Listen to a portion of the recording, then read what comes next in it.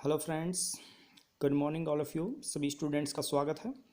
आप जैसा कि जानते हैं इम्पोर्टेंट सेंटेंसेस जो डेली लाइफ में यूज़ होते हैं वो उसकी वीडियो हम बनाते रहे हैं और आगे भी ऐसे ही प्रोसेस में आज एक वीडियो के साथ प्रेजेंट है।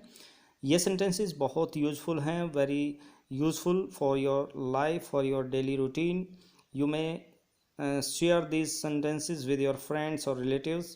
You may talk to these sentences. You may try to speak in English with your friends and your teachers and relatives even. So try to speak, try to learn these sentences which may make you a good student, a good speaker. So let's start without getting late. These are the very important. You may write down in your notebook also. देखिए पहला sentences, आजकल मेरा हाथ तंग है। बहुत बार आपने सुना होगा ये बोलते हुए कि जब पैसा समाप्त हो जाता है, पैसे नहीं रहते, तो बोलते हैं लोग आजकल मेरा हाथ तंग है। तो आप इंग्लिश में बोलेंगे I am hard up these days. याद रखेंगे, I am hard up these days. Next देखिए, आज का काम कल पर मत छोड़ो। Do not put off till tomorrow what you can do today. Do not put off till tomorrow what you can do today. जो आज कर सकते हैं उसको कल पर मत टालो। पुट ऑफ होता है टालना, तो ऐसे में ध्यान रखें, इसकी इंग्लिश बनेगी। नेक्स्ट देखिए, उससे कम दिखाई देता है। जिसके शॉर्ट्स विजन होते हैं, आंखें कमज़ोर होती हैं, उसको बोलते हैं। तो ऐसे में बोलेंगे he is shorts of site. Shorts of कमी होती है तो शॉर्ट्स ऑफ साइट। उसे कम सुनाई देता है, ये भी इंपॉर्टेंट है। He is hard of hearing. कोई बच्चा, कोई व्यक्ति कम सुनता है, ऊंचा सुनता हो, तो उसके लिए बोलते हैं he is hard of hearing. वह मुझे एक आँख नहीं भाता, यानी वह मुझे अच्छा नहीं लगता। इस सेंटेंस को आप बोलेंगे he is an eyesore to me. He is an eyesore to me. मुझे घर की याद सताती है। I feel homesick. English में बोलते हैं आई फील होम सिक। जब आप कहीं दूर चले जाते हैं, कहीं रिश्तेदार के वहाँ चले जाते हैं या कहीं घूमने चले जाते हैं और कई दिन हो जाते हैं, तो आप बोलते हैं मुझे घर की याद सताती है, I feel homesick. English में आप इसको बोलने की ट्राई करें।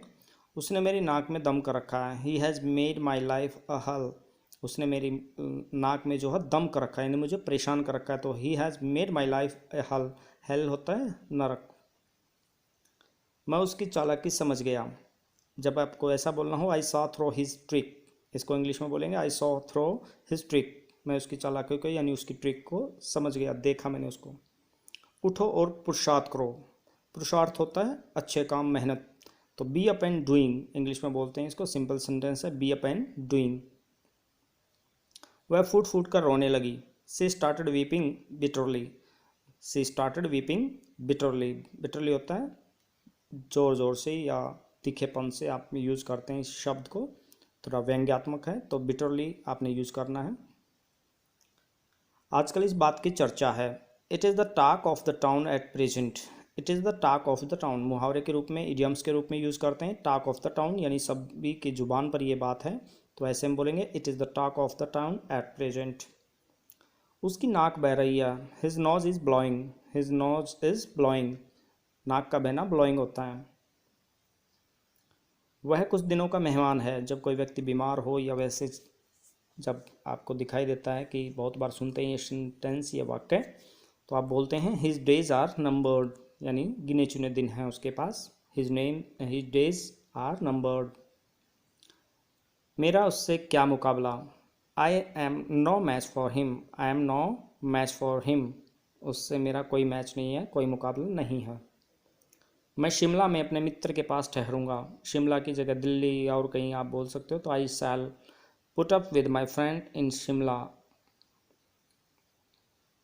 उसने बुढ़ापे के लिए कुछ रुपए बचा कर रखा है। He has laid by. Laid by पैसे को जमा करना या बचाना होता है।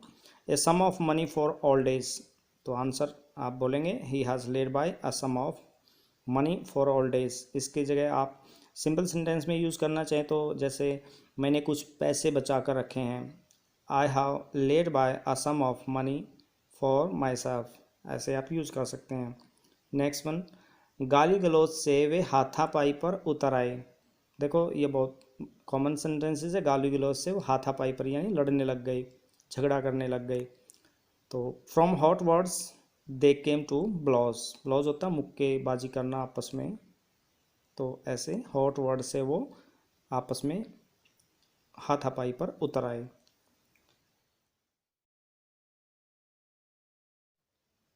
नेक्स्ट चलते हैं, देखिए, मैं इस बकवास को सहन नहीं कर सकता। सेंटेंस है, मैं इस बकवास को सहन नहीं कर सकता। I can't stand this nonsense. English में बोलेंगे I can't stand this nonsense. अब मुझे आज्ञा दो। Let me take leave of you now. Let me take leave of you now यानी मुझे आपके यहाँ से जाने की आज्ञा दो। इंग्लिश में बोलेंगे नखरे क्यों दिखा रहे हो। कॉमन सेंटेंसेस है और बहुत बार बोला जाता है। तो why are you giving yourself airs. English में बोलेंगे why are you giving yourself airs यानी हवा क्यों दे रहे हो अपने आप को, नखरे क्यों दिखा रहे हो, इसकी इंग्लिश बनती है। तो आशा है आपको सेंटेंसेस पसंद आए होंगे। तो आप इनको बोल के देखें, स्पीकिंग वे में लेके आएँ और एक दूसरे से ट्राई करें। तो वीडियो को शेयर करें, सब्सक्राइब करें, न्यू स्टूडेंट्स को जोड़ें ताकि न्यू स्टूडेंट्स जो हैं इन सेंटेंसेस से परिचित हों और डेली लाइफ में यूज़ करें। आगे और डिफ़िकल्ट सेंटेंसेस के साथ फिर उपस्थित होंगे, तब तक के लिए नमस्कार, जय हिंद।